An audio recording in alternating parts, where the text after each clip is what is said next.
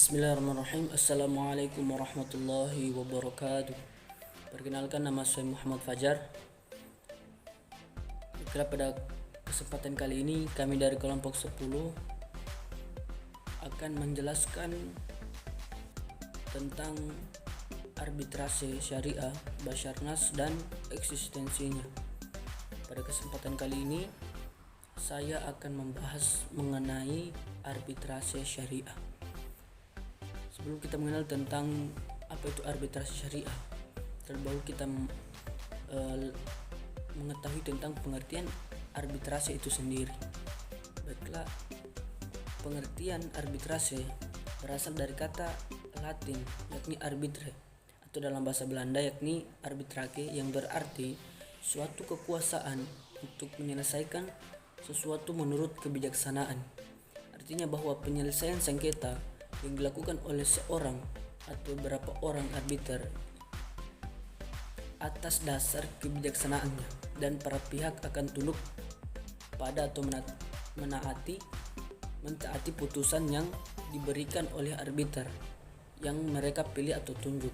Jadi pengertian arbiter di sini yakni orang yang menyelesaikan sengketa, menyelesaikan tentang permasalahan mengenai tentang persengketaan.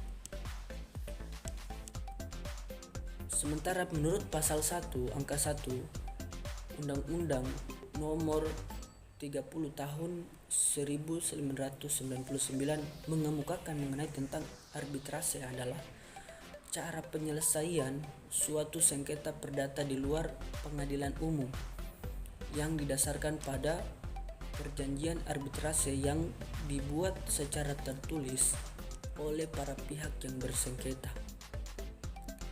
Sedangkan dalam ketentuan pasal 1 angka 8 Undang-Undang nomor 30 tahun 1999 tentang arbitrase dan alternatif penyelesaian sengketa disebutkan bahwa lembaga arbitrase adalah badan yang dipilih oleh pihak yang bersengketa untuk memberikan putusan mengenai sengketa tertentu. Lembaga tersebut juga dapat memberikan pendapat bahwa yang mengikat suatu hubungan hukum tertentu adalah hukum tertentu dalam hal belum timbulnya sengketa. Pada dasarnya, arbitrase dapat terwujud atau terbagi dalam dua bentuk, yakni yang pertama, klausul arbitrase yang tercantum dalam suatu perjanjian yang tertulis dibuat para pihak sebelum timbul sengketa, atau dengan kata lainnya factum de compromitendo. Yang kedua, suatu perjanjian arbitrase tersendiri yang dibuat para pihak setelah timbul sengketa, atau nama lainnya akta kompromis. Dengan demikian di sini arbitrase merupakan suatu sistem atau cara penyelesaian sengketa keperdataan oleh pihak ketiga yang disepakati atau ditunjuk oleh para pihak baik sebelum terjadinya sengketa maupun setelah terjadinya sengketa. Arbitrase menurut dalam pandangan fikih, dalam kacamata fikih Islam, padanya adalah tahkim dan kata kerjanya hakam, yang secara harfiah berarti menjadikan seseorang sebagai penengah atau hakam bagi suatu sengketa. Jadi arbitrase ini adalah orang ketiga dalam penyelesaian suatu masalah persengketaan. Dalam hukum Islam, istilah yang sepadan dengan tahkim adalah as-sulhu, yang berarti memutus pertengkaran atau perselisihan. Maksudnya adalah suatu akad atau perjanjian untuk mengakhiri perlawanan atau pertengkaran antara dua orang yang sedang bersengketa. Jadi dalam pandangan fikih bahwasanya arbitrase adalah orang ketiga yang dimana dia sebagai penengah antara kedua orang yang berselisih mengenai tentang sengketa. Adapun dasar hukum mengenai penyelesaian sengketa melalui lembaga arbitrase diatur dalam Quran surah Al-Hujurat ayat 9 yang berbunyi, wa in ta'ifatani minal mu'minina iqtatalu faslihu bainahuma fa in baghat ihdahuma 'alal ukhra faqatilul lati tabghi hatta tafi'a ila amrillah fa in fa'at faslihu bainahuma bil 'adl wa qasitu innallaha yuhibbul muqsitin. Yang artinya, dan kalau ada dua golongan dari mereka yang beriman itu berperang, hendaklah kamu damaikan antara keduanya.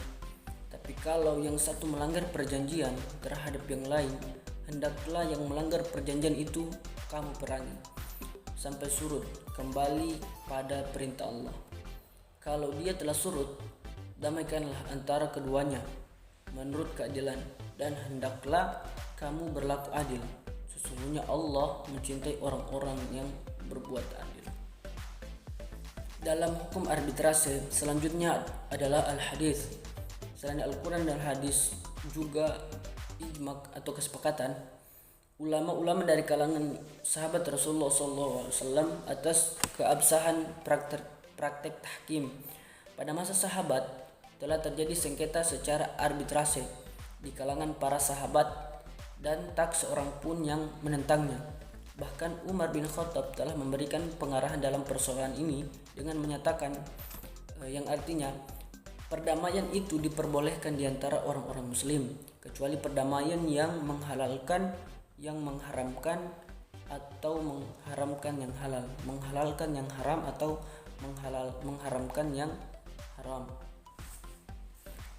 Dalam konteks hadis tadi dijelaskan bahwa perdamaian itu harus diwujudkan apabila ada seseorang atau kedua belah pihak yang mendapat permasalahan apalagi mengenai tentang persengketaan, maka kita selaku muslim itu wajib untuk mendamaikannya, kecuali perdamaian yang menghalalkan yang haram atau mengharamkan yang halal.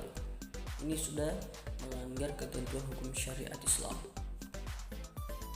Baiklah, dalam sejarah arbitrasi syariah dalam Tarikh Al-Islami dikenal seseorang yang bernama Abu Shuraih dan sering juga dipanggil Abu Al-Hakam di kalangan masyarakat Arab ketika zaman Nabi Muhammad SAW.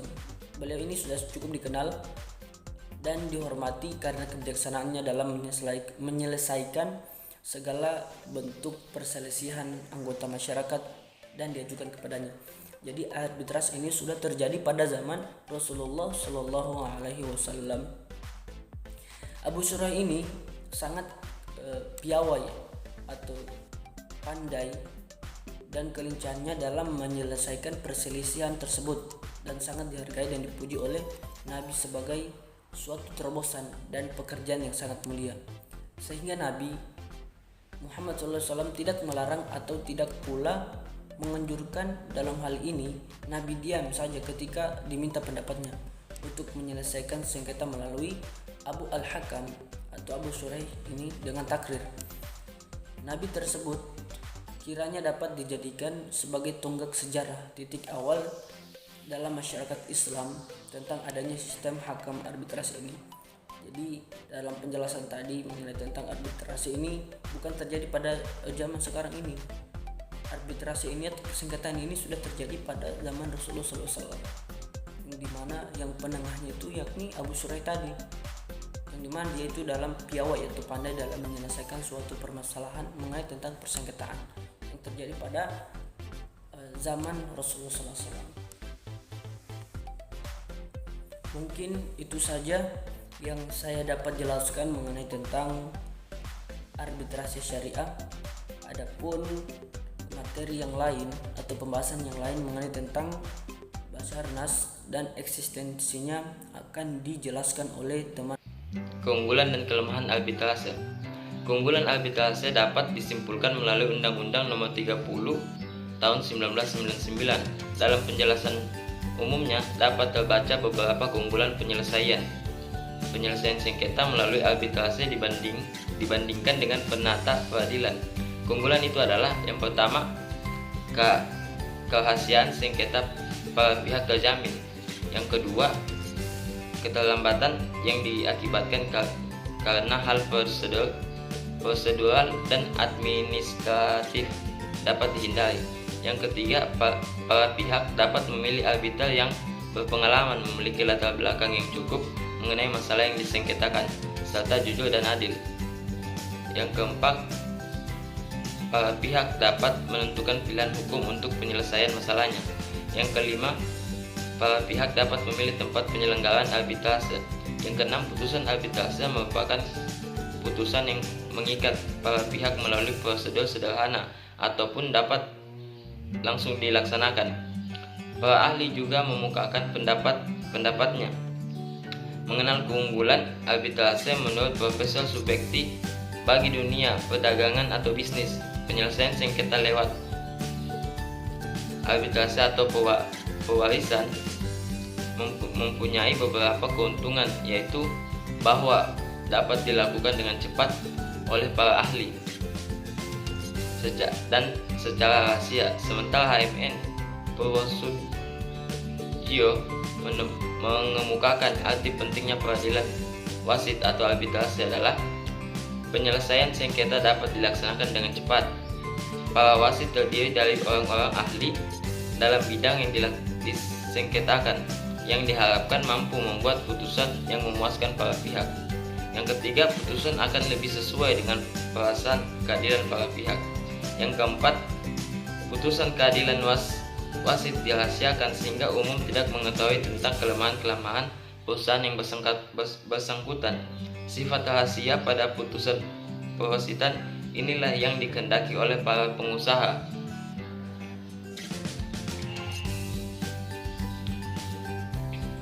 Di samping keunggulan arbitrase seperti tersebut di atas, arbitrase juga memiliki kelemahan. Dari praktek yang berjalan di Indonesia, kelemahan arbitrase adalah masih sulitnya upaya eksekusi dari suatu putusan arbitrase. Padahal pengaturan untuk eksekusi putusan arbitrase nasional maupun internasional sudah cukup jelas. Untuk putusan bani, upaya eksekusinya melalui peradilan umum. Sementara untuk putusan Basarnas, upaya eksekusinya adalah peradilan agama. Menurut MUI dan Basarnas, arbitrase syariah memiliki keunggulan dibandingkan dengan arbitrase lainnya, antara lain sebagai pendapat Delta Rahmanto yang dikutip oleh Khatibul Uman. Arbitrase Islam memberikan kepercayaan kepada para pihak karena penyelesaiannya secara terhormat dan bertanggung jawab. Yang kedua, para pihak menaruh kepercayaan yang besar karena ditangani oleh orang-orang ahli di bidangnya. Yang ketiga, prosedur pengambilan putusannya cepat dan tidak melalui prosedur yang berbelit-belit serta dengan biaya yang murah. Yang keempat, para pihak menyerahkan penyelesaian sengketa secara sukarela kepada orang-orang atau badan yang terpercaya, sehingga para pihak juga secara sukarela akan melaksanakan putusan arbiter sebagai konsekuensi atas kesepakatan mereka mengangkat arbiter, karena hakikat kesepakatan mengandung janji dan setiap janji harus ditepati. Yang kelima, dalam proses arbitrase hakikatnya tergantung makna perdamaian yang musyawarah, sedangkan musyawarah dan perdamaian merupakan keinginan nurani setiap orang. Yang keenam, khusus untuk kepentingan muamalat Islam dan transaksi melalui Bank Muamalat Indonesia ataupun BPLS, arbitrase syariah akan memberikan peluang bagi pelakunya. Mungkin itu saja yang bisa saya sampaikan. Oke, selanjutnya saya akan membahas mengenai Badan Arbitrase Syariah Nasional, terutama yang berada pada eksistensinya. Yang pertama, mengenal Badan Arbitrase Syariah Nasional, yakni Basarnas merupakan lembaga arbitrase yang berperan menyelesaikan sengketa antara pihak-pihak yang melakukan akad dalam ekonomi syariah yang berada di luar jalur pengadilan, untuk mencapai penyelesaian terbaik ketika upaya musyawarah tidak menghasilkan mufakat. Putusan Basarnas bersifat final atau mengikat atau biasa disebut dengan binding. Untuk melakukan eksekusi atas putusan tersebut, penetapan eksekusinya diberikan oleh pengadilan agama setempat. Perlu ketegasan eksistensinya Basarnas pasal 49 pada Undang-Undang Nomor 3 Tahun 2006 tentang perubahan Undang-Undang Nomor 7 Tahun 1989 tentang peradilan agama. di mana di dalamnya disebutkan tentang tugas dan wewenang dari peradilan agama tersebut. Adapun tugas dan wewenangnya yakni memeriksa, memutus, dan menyelesaikan perkara yang berada pada tingkat pertama antara orang-orang Islam. Di antaranya disebutkan berwenang menyelesaikan sengketa ekonomi syariah. Eksistensi Badan Arbitrase Syariah Nasional dibentuk. Adapun eksistensi pada Arbitrase Syariah Nasional dibentuk dalam rangka menyelesaikan perselisihan atau sengketa-sengketa keperdataan dengan prinsip yaitu prinsip perdamaian, di mana yang tertera pada Quran Surat Al-Hujurat ayat 9 dan juga Quran Surat An-Nisa ayat 128. Selanjutnya, lahirnya Badan Arbitrase Syariah Nasional ini menurut Profesor Maryam Daurus Badrul Zaman sangat tepat karena melalui badan arbitrase tersebut, sengketa-sengketa bisnis yang operasionalnya menggunakan hukum Islam dapat diselesaikan dengan mempergunakan hukum Islam. Selanjutnya, adanya Badan Arbitrase Syariah Nasional tersebut sebagai suatu lembaga permanen yang berfungsi menyelesaikan kemungkinan terjadinya sengketa perdata di antara bank-bank syariah dengan para nasabahnya. Selanjutnya, penggunaan jasa mereka pada khususnya dan antara sesama umat Islam yang melakukan hubungan keperdataan yang menjadikan hukum Islam sebagai dasarnya, yang pada umumnya merupakan suatu kebutuhan yang sungguh-sungguh nyata. Selanjutnya dikatakan bahwa Basarnas akan lebih menertibkan tugas dan fungsinya melalui cara titik temu di antaranya para pihak yang tengah berselisih melalui proses yang digali dan dari hukum Islam itu sendiri disyariatkan menuju jalan perdamaian yang hakiki tanpa merasa ada pihak yang dimenangkan atau dikalahkan. Selanjutnya kita masuk mengenai memberikan penyelesaian adil dan cepat dalam sengketa ekonomi syariah yang timbul dalam perdagangan industri yang dengan jasa lainnya yang erat yang berkaitan dengan bisnis syariah. Selanjutnya, atas permintaan pihak-pihak dalam suatu perjanjian dengan memberikan suatu pendapat yang mengikat mengenai suatu persoalan berkenalan dengan perjanjian tersebut.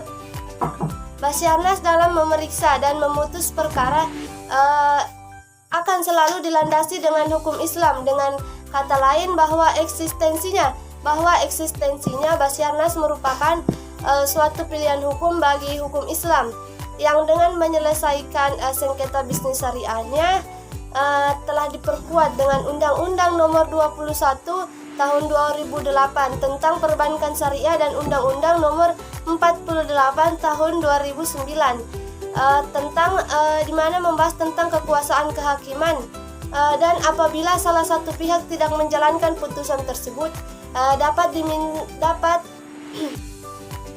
dan apabila salah satu pihak tidak menjalankan putusan tersebut dapat dimintakan eksekusinya melalui pengadilan agama tersebut.